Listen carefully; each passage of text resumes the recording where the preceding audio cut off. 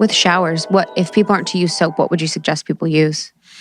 Yeah, there's you can lather with coconut oil. It actually works quite well, and so it's both hydrating and removes residues and all of that, and so you can work that into a lather.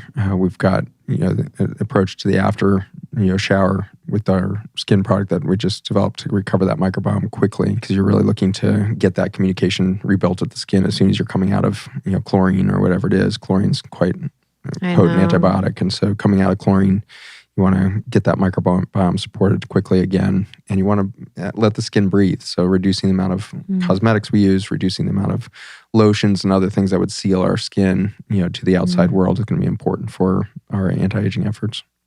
What about herbs and Chinese herbs or Ayurvedic herbs and stuff that a lot of people take, in mushrooms? What do you think about those? I'm a huge fan of any whole food approach, right? So you're no longer doing the reductionist, here's a vitamin A compound, here's a food that has complex amino acids, minerals, pretty much the whole periodic chart, and represented, somewhere in there, especially in the trace, microminerals that you find in Chinese medicines, and your example, mushrooms being another good example. There's these tiny little trace ormus molecules that are kind of on the platinum level of the periodic table, and these little tiny minerals have an incredible capacity to exchange light energy with our water within our cells. And so it's a beautiful way in which the plant world has learned to create vitality within the consumer of those plants.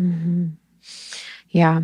It's just so interesting how it's as above, so below, with the microbiome and within our body. And that's something I've realized too, that you can't do one thing without it impacting another thing within your body and within your life even, and within what you're eating. And it's been scary, but also really beautiful to realize that our body is so much more intelligent than what we think. And I think what I grew up with was that reductionist approach where it was if you want, muscle, have more protein. If you want this, do that. And you just didn't really understand how everything works together.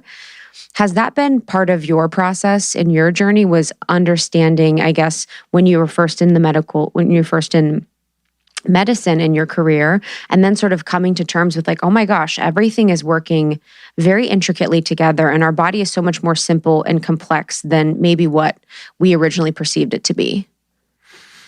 Yeah. I think there's a growing realization that biology is an ancient art. And we have come to believe in this last century that we could control all that biology. So we did that in our farming practices through chemical agriculture, the simple shift to chemical nutrients for our soil systems in the 1950s, all the way to, our high dependence on herbicides and pesticides to kill everything, in that food system and soil systems. And so we've got sterile planet now. 97% of our soils on Earth depleted or severely depleted. And we've done the same thing in our bodies over that time as we became addicted to the belief that the chemical industry would have our solutions. So we allowed the profit-like trust in the pharmaceutical industry over these last few decades that allowed them to suggest to us that they could dictate, our health or our vitality or our survival or our disease course or whatever it is.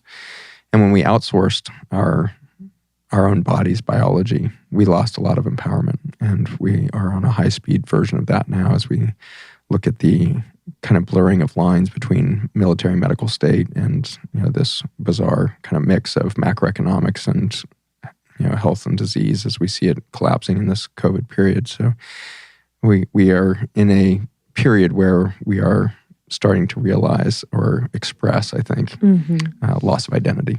We have outsourced our identity at the cellular level to powers that we allowed to occur, and then we empowered through our own behavior. And so we created Monsanto, we created Bayer, we created Pharmaca, all of this,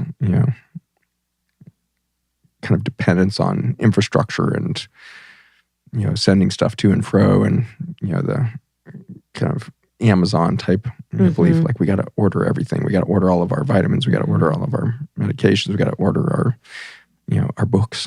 We have to order what we're going to think today. We're in this extreme version of consumerism. And I'm just a little worried that too few people are sitting in the forest right now just having an original thought. And that's trickling down into our health and our vitality when we had this reductionist, outsourced view of who we are and where our health comes from. We left ourselves very vulnerable to a situation in which our freedoms would be taken from us at almost every level. And we have certainly given up freedom of education. We've given up freedom of curiosity when we allowed Google to start to monetize our curiosity. Every time you Google something, some third party is being enriched off your curiosity. And so it's an interesting phenomenon that we've allowed this to happen literally on every level for the pursuit of comfort and ease. And that was the driver. It's easy to order off of Amazon. It's easy to order your multivitamins and eat crap food because it tickles all of your neurotransmitters like a drug will. And so we have created this world that we're in. And that's both a little horrific. It points to an enormous lack of self-love, enormous lack of self-insight as to how powerful we are, how beautiful we are, how sacred we are, that we would allow any cosmetic company or anything like that to tell us that we need to put chemicals on our body to improve our looks is astounding. So it's just, there's time for us now, I think, to acknowledge, wow, that was an intense toddlerhood of human consciousness. How are we going to shift? What are we going to shift to? And the answer is, because we have the power to create the world we are, we have the power to change it.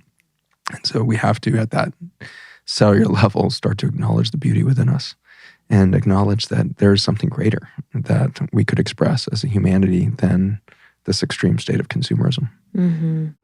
Thank you so much for tuning in to Morning Microdose by Almost 30. We hope you enjoyed waking up.